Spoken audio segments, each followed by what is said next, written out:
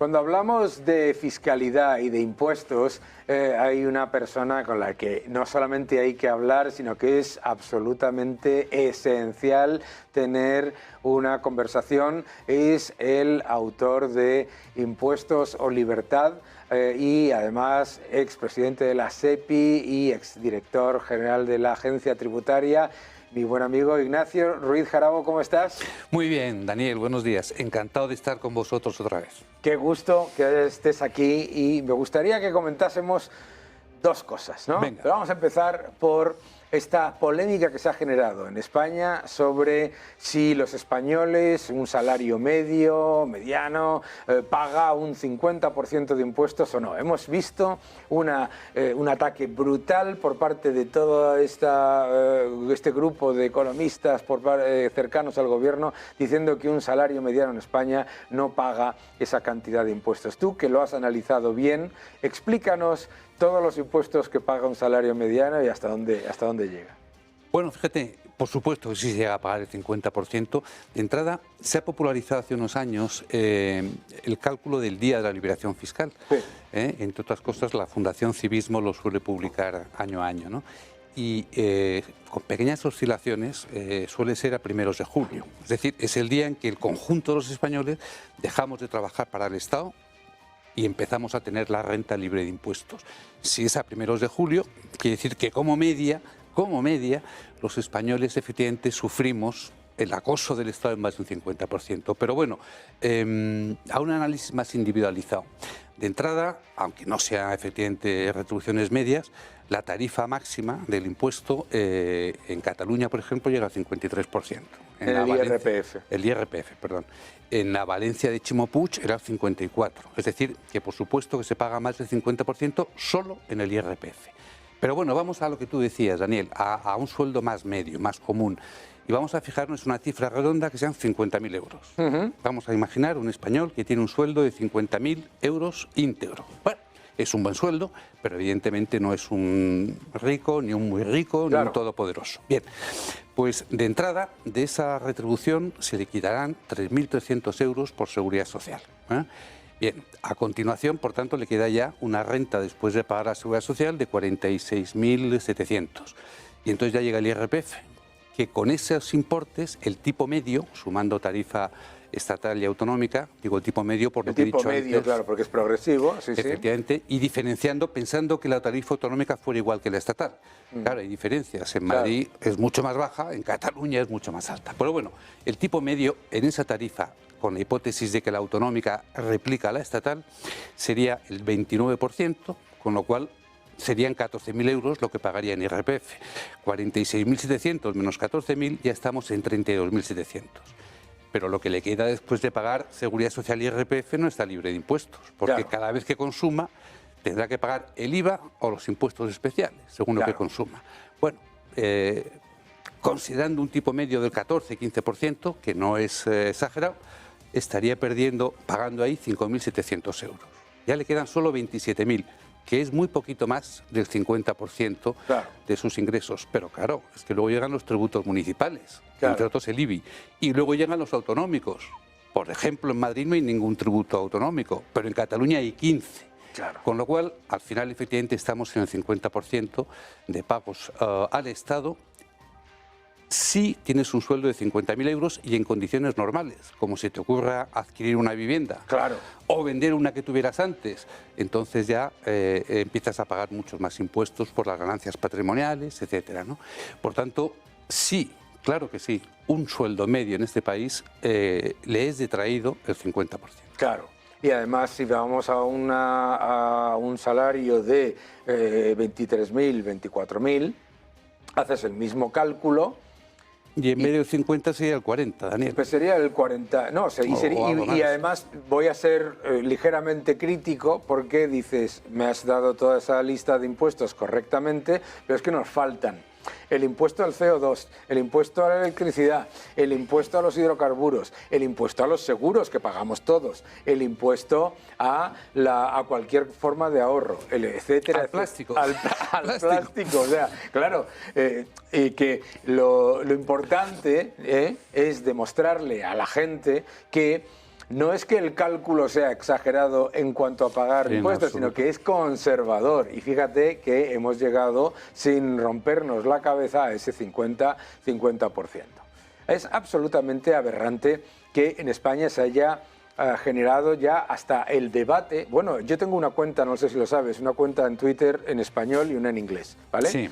Cuando yo pongo en mi cuenta en inglés que en España se ha creado un debate diciendo que las cotizaciones sociales a cargo de la empresa no son impuestos, la gente lo flipa. Es que es increíble que aunque la OCDE te lo diga claramente en el informe Tax and Wages, etcétera, haya gente que diga esas aberraciones. Pero es que además tiene todas las características que definen un impuesto, ¿no? Se exige de forma obligatoria, de forma coactiva, y no hay una contraprestación directa, que son las dos características del impuesto. ¿Que hay contraprestación indirecta? Claro, y los impuestos también. Claro. Pero no hay una contraprestación directa y se exige coactivamente, por tanto... Claramente. Verde y con asas. Verde y con asas. Es que a mí me hacía gracia porque había un comentario en una página web, ¿no?, que decía un catedrático, no es un impuesto porque si se lo eliminasen a las empresas eso no significa que subiría los salarios. ¿Perdón? Un argumento esotérico, ¿no? Es una especie de... ¿Y de dónde se ha sacado usted ese análisis y esa locura, ¿no? Soy reiterativo. Dos características tienen los impuestos para definirlos. Que se exijan coactivamente. Eso es. Y que se exijan sin contraprestación directa. Claro. Que me diga ese catedrático cuál de esos dos requisitos no cumple la Además seguridad social. Además es muy sencillo. Es muy sencillo. Si yo contrato a una persona, tengo que pagar ese impuesto. Si no contrato a esa persona, no lo tengo que pagar. Por lo tanto, es parte del salario. Sin ¿verdad? duda. Absolutamente. Pues además, en este país en el que, como decía Paco Umbral, a veces nos encontramos con ciudadanos que son una combinación de inspector de Hacienda y árbitro de fútbol, que están siempre diciendo qué es lo que tiene que recaudar y diciendo lo que tiene que hacer el otro, ¿no? Nos hemos encontrado con una cantidad de titulares sobre la actividad del hermano del presidente del gobierno, con una serie de características más que sorprendentes en un país que tiene una de las haciendas públicas más rigurosas y más exigentes y más meticulosas del mundo, probablemente, ¿no? A mí me gustaría que nos explicases un poco, porque yo veo estos titulares y yo... ¿Se puedo entender tal vez que da la sensación como que se le ha hecho una especie de traje a medida fiscal a una persona? Es absolutamente curioso. Es algo, fíjate, absolutamente incomprensible, salvo que interiorices que estamos en un estado absolutamente perverso, ¿no? Porque, punto uno, los expatriados fiscales, a los que el presidente Sánchez... no se cansa de llamarles antipatriotas, los expatriados fiscales llevan 4, 5, 6 años siendo uno de los objetivos prioritarios de control por parte de la agencia tributaria. Año tras año en su plan de control. Todo aquello, sí. Pero es que además lo dicen en su plan de control. Objetivo prioritario, controlar la realidad o ficción de las expatriaciones fiscales, porque es una fuente de fraude y demás. Punto uno. Punto segundo. En la base de datos de la agencia tributaria consta fehacientemente que este señor trabaja en la Diputación Provincial de Badajoz, es decir, en un organismo público español. Y cotiza ahí. Consta, sí, porque la Diputación Provincial de Badajoz tiene que presentar el modelo correspondiente de retribuciones satisfechas a sus empleados y funcionarios. Y a su vez, no consta en la base de datos de la agencia tributaria que este señor presente declaración del IRPF. Luego, esas dos cosas, que trabaja en la Diputación de Badajoz y que no declara IRPF, están en la base de datos de la agencia tributaria. Con lo cual, los cruces permanentes que hace de la información que tiene en su base la agencia tributaria han tenido, lo digo, han tenido, no digo que deberían, no, han tenido que expulsar el nombre de David Sánchez como persona a ser incluida en el plan de inspección. Lo garantizo. Sí. Porque así se hacen los planes de inspección de la agencia tributaria, cruzando la información de la base de datos y el ordenador expulsa los nombres. Si no ha sido inspeccionado, y no lo ha sido, porque si no le habrían rectificado ya su forma de tributar, porque luego lo diré, legalmente es residente fiscal en España, porque su centro de intereses económicos está en España. Si no ha sido inspeccionado, y no lo ha sido, porque no le han corregido su forma de declarar, quiere decirse una de dos: o que en Madrid, en el Departamento de Inspección Tributaria de la agencia, alguien ha tachado el nombre, o porque en la Delegación Territorial de Extremadura alguien ha tachado el nombre. En un sitio o en otro, alguien ha metido la mano de forma misteriosa para excluir a David Sánchez del plan de inspección, lo cual es absolutamente escandaloso. ¿Y por qué tenía que tributar en el IRPF? Porque para tributar en el IRPF como residente fiscal en España basta con cumplir una de estas dos condiciones: residir 183 días en España. Él dice que no es así. Bueno, tendría que comprobarlo la agencia tributaria, pero el segundo requisito que te hace sí o sí residente fiscal en España es que tu centro de intereses económicos esté en España. Y él evidentemente tiene un sueldo pagado por un organismo público español y tiene, según dice, un importante paquete de acciones de una entidad española y por tanto todos sus ingresos provienen de España. Claro. Y por tanto cumple el requisito para ser residente fiscal en España. Y fíjate, David, acabo con esto. Si la agencia tributaria no hubiera tachado su nombre del plan de inspección, si no lo hubiera tachado, en esa inspección quizá lo de menos hubiera sido el incumplimiento fiscal que ha hecho ese señor y la sanción que le correspondería. Lo demás es que la agencia tendría que haber investigado el origen de su patrimonio, porque con las retribuciones que tiene es imposible haber acumulado ese patrimonio. Y ya no estamos hablando de un posible incremento injustificado a tributar en el IRPF, no. Estamos hablando de la posible concurrencia de un delito tipificado en el Código Penal, que puede ser blanqueo o puede ser colaboración a la ocultación del patrimonio de un tercero. Eso se hace normalmente con amigos próximos o con familiares. Y ahí lo dejo. Y todos estos elementos presuntos y obviamente que habría que analizar, a mí me parece importante porque, por ejemplo, a los banqueros de inversión que vivían en Londres y que tenían su familia en España, se les hizo una inspección brutal, alegando que al tener su familia en España y pagar la luz, etcétera, etcétera, etcétera, eran en realidad residentes fiscales en España. Se ha hecho con muchísimos inversores, se ha hecho con muchísimas personas.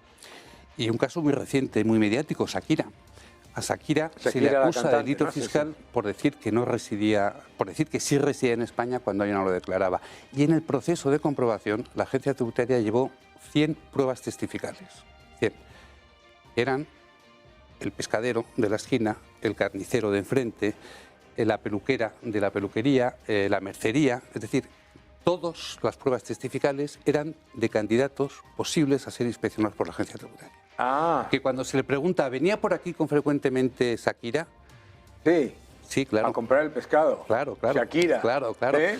Pero ¿me vas a permitir dudar de ver a Shakira haciendo la compra? 100 no es por testigos nada. que podían ser inspeccionados por la agencia tributaria. Bueno, pues con eso se le acusó de delito fiscal y bueno, el resultado final ya lo conocemos todos. Pero quiero decir que los que declaran ser no residentes sufren efectivamente la inspección durísima de la agencia tributaria. Este señor no. Por no hablar de Ferrovial. Bueno, claro, eso aparte, fíjate por tú supuesto, la campaña que recibieron los directivos de Ferrovial por simplemente hacer una reestructuración societaria que llevaba obligatoriamente y de forma consecuente el cambio de residencia del grupo, ¿no? Fueron acusados por el presidente de gobierno en sede de la Unión Europea, en una conferencia de prensa tras una reunión de la Unión Europea, fueron acusados de antipatriotas. A mí, ante este tipo de presuntos problemas y de situaciones que están puestas en duda por parte de la prensa, a mí me vienen a la mente dos grandes elementos. El número uno es que queda una imagen hacia afuera, ¿no?, de que hay un trato desigual con respecto a la normativa dependiendo de si una persona es cercana o no cercana al gobierno, y eso puede generar inseguridad jurídica.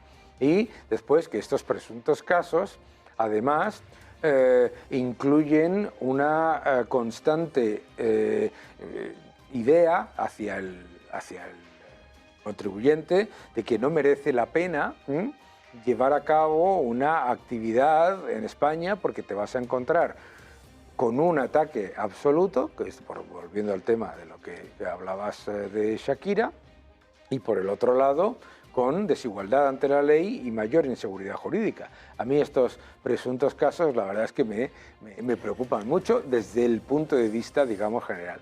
Y luego es preocupante, además, fíjate que es algo que resulta en cierto modo novedoso. La agencia tributaria, bueno, que ha sido siempre, lógicamente, motivo de críticas, como debe ser, pero jamás se había dudado de su imparcialidad. Se le ha criticado por su dureza. De hecho, se le ha criticado por su dureza, pero no por su imparcialidad, porque si hay algo que ha quedado claro en investigaciones a personas cercanas al gobierno durante la época de Rajoy y cercanas al gobierno durante la época de Zapatero, era que la inspección y que los inspectores de Hacienda hacían su trabajo de acuerdo a sus normas y con respecto a lo que tenían en sus manos. Y ese valor, que era la imparcialidad reconocida en el funcionamiento de la agencia tributaria, se lo está cargando absolutamente el actual gobierno, ¿no? Con las cosas que estamos comentando. Una pregunta que quería hacerte con respecto a esto, porque a mí me preocupa muchísimo el cambio normativo en cuanto a la contratación de inspectores y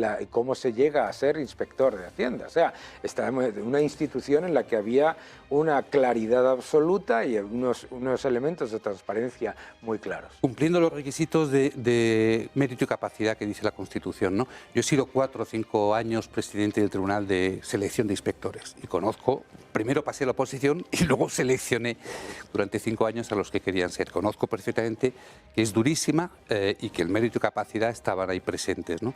Bueno, pues el proyecto del gobierno es sustituir ese proceso, que son 4 exámenes y luego un año entero en la escuela de inspección, sustituirlo por unos test con respuestas predeterminadas, en la cual además, ya por curiosidad, el fallo no computa como de forma negativa, ¿no?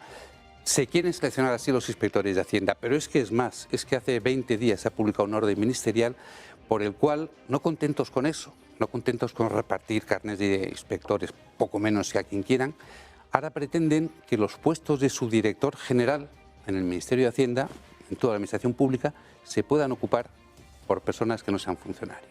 Es decir, estamos en una absoluta desprofesionalización de la administración pública en general y en concreto la agencia tributaria en una absoluta conversión en un instrumento maniqueo efectivamente de premiar a los próximos amigos y familiares y de castigar a los rivales, adversarios y contrincantes. Es un gran problema que se pierda la independencia de algo que claramente estaba garantizado con un sistema como era el de la inspección tributaria, y estos casos, presuntos casos, siempre hay que tenerlos muy en cuenta. Muchísimas gracias, Ignacio, gracias por venir, Daniel, y ya sabes que estás en tu casa. Muchas gracias.